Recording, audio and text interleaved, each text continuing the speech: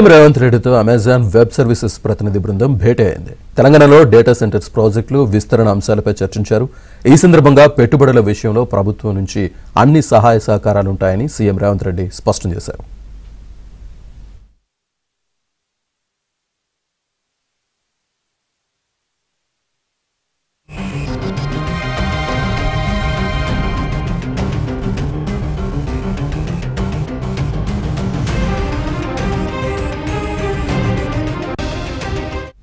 నుంచి అన్ని సహాయ సహకారాలుంటాయని సీఎం రేవంత్ రెడ్డి స్పష్టం చేశారు.